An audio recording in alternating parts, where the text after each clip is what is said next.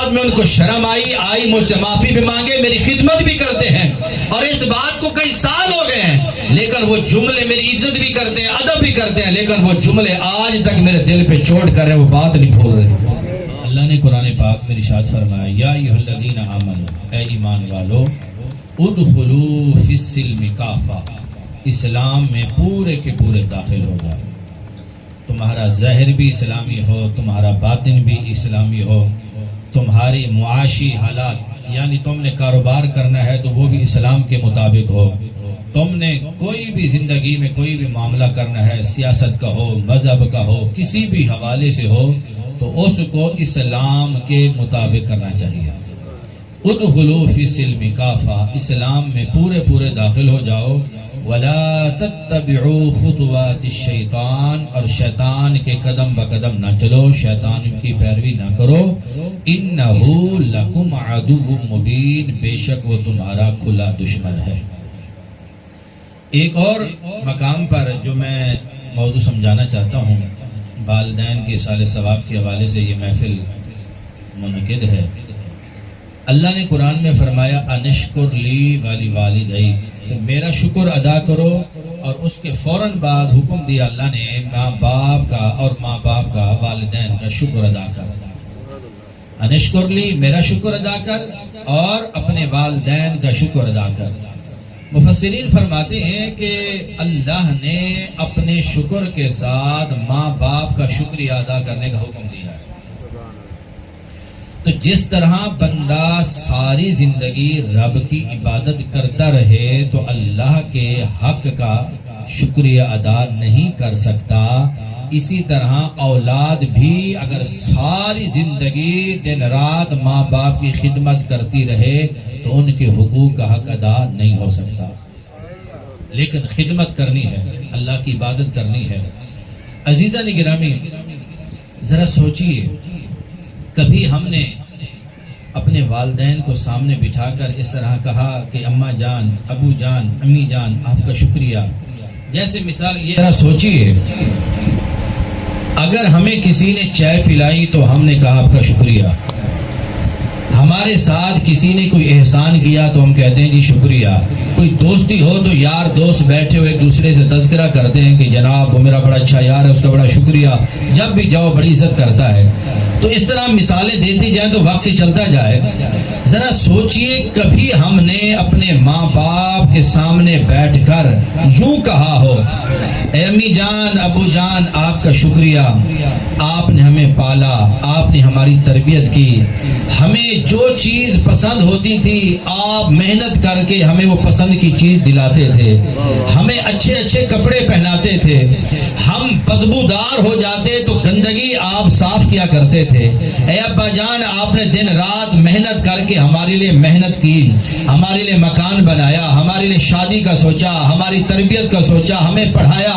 اے امی جان، آپ نے اتنی خدمت کی، امی جان آپ کا شکریہ۔ اے ابو جان، آپ نے اتنی خدمت کی، آپ کا شکریہ۔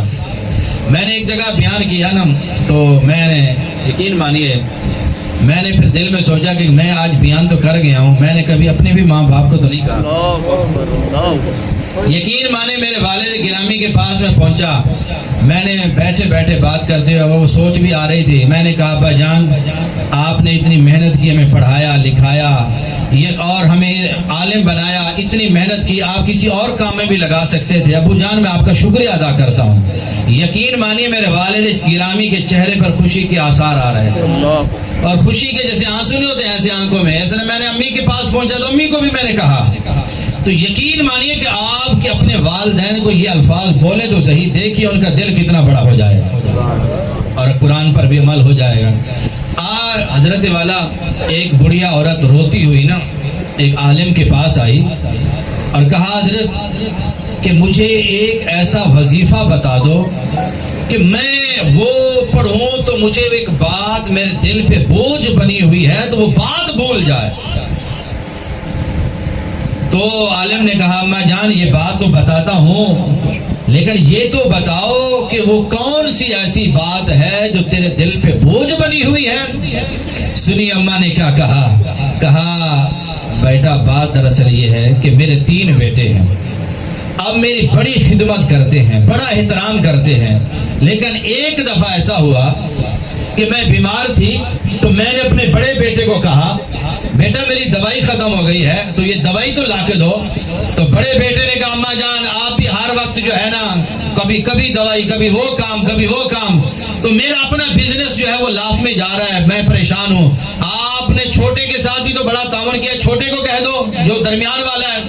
درمیان والے کو کہا، اس نے کہا میرے بھی بڑے خرچے اماں، تو میری طرف توجہ کر کے بیٹھ گئی ہے. تو نے تو چھوٹے کو بڑے لاڈلے سے پالا تھا اور بڑا اس پر تم نے وہ کیا. آج چھوٹے کو کہو نا. چھوٹے نے کہا اماں میرے اپنے بڑے خرچے ہیں، پورے نہیں ہو رہے تو میں کہاں سے پورا کروں، تو ان کو کہہ دو نا.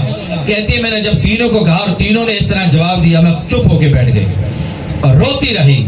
بعد میں ان کو شرم آئی مجھ سے معافی بھی مانگے، میری خدمت بھی کرتے ہیں اور اس بات کو کئی سال ہو گئے ہیں، لیکن وہ جملے میری عزت بھی کرتے ہیں، ادب بھی کرتے ہیں، لیکن وہ جملے آج تک میرے دل پہ چوٹ کر رہے ہیں، وہ بات نہیں بھول رہے.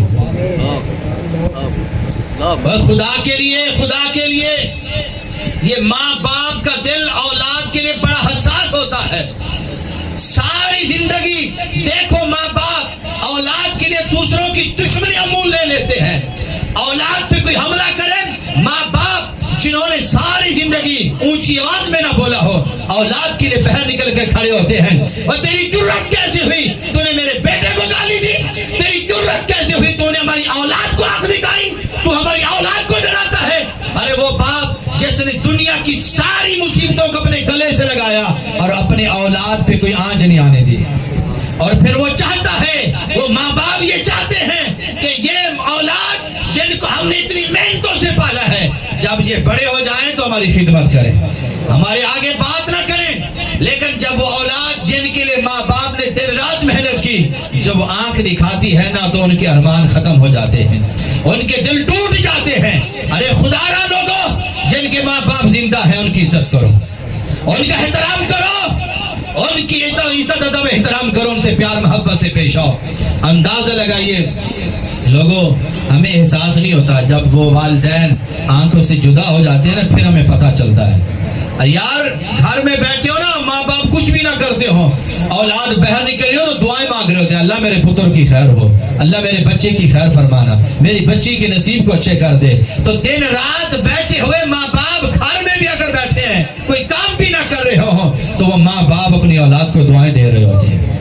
تو یہاں آپ جب وہ دنیا سے چلے جائیں تو وہ دعاؤں کا سلسلہ ختم ہو جاتا ہے اور پھر انسان کو پھر بعد میں پتہ چلتا ہے. اب اندازہ لگائیں میرے آقا کا دور ہے، ایک صاحب جا رہے تھے، ساتھ ایک بچہ بھی جا رہا تھا. حضور نے ان کو بلایا، قریب آئے. حضور نے بچے سے کہا اے بیٹے ذرا یہ تو بتا، یہ جو تیرے ساتھ ہیں یہ کون ہے؟ اس نے عرض کی حضور ابھی یہ میرا ابو جان ہے. اب سنو جتنے بیٹھے ہو، جن کے والدین زندہ ہیں وہ بڑے غور سے سنیں. اور افسوس کا المیہ تو یہ ہے کہ میں ویسے یہ اصلاحی طور پہ بات کر رہا ہوں، افسوس کا المیہ یہ ہے کہ ہم والدین کی شان بھی سنتے ہیں تو اس وقت جب ماں باپ دنیا سے چلے جاتے ہیں. خدارا حقوق کا خیال رکھیں ماں باپ کے. اندازہ لگائیں حضور نے جب بلایا نا، وہ شخص بھی آیا، اس کے ساتھ بچہ بھی آیا. حضور نے فرمایا یہ کون ہے؟ تو عرض کی حضور یہ میرے ابو جان ہیں. سنیے میرے آقا نے کیا کہا. سرکار نے فرمایا یہ تیرا ابا ہے نا تو سن، فلا تمشی امامہ، تو اور تیرا باپ جب اکٹھے چل رہے ہو تو باپ کے آگے نہ چلنا. کہہ دو سبحان اللہ. آپ نے کب بولیں گے سبحان اللہ؟ ماں باپ کی عظمت بھی نہیں بول رہے، آپ بولیں اونچی آواز میں فلا تمشی امامہ. فرمایا بیٹا تو اپنے باپ کے آگے نہ چلنا، یعنی تو اور تیرا باپ چل رہے ہو نا، آگے آگے باپ ہو پیچھے بیٹا ہو، پتہ چلے آگے ابا حضور ہے پیچھے بیٹا جا رہا ہے.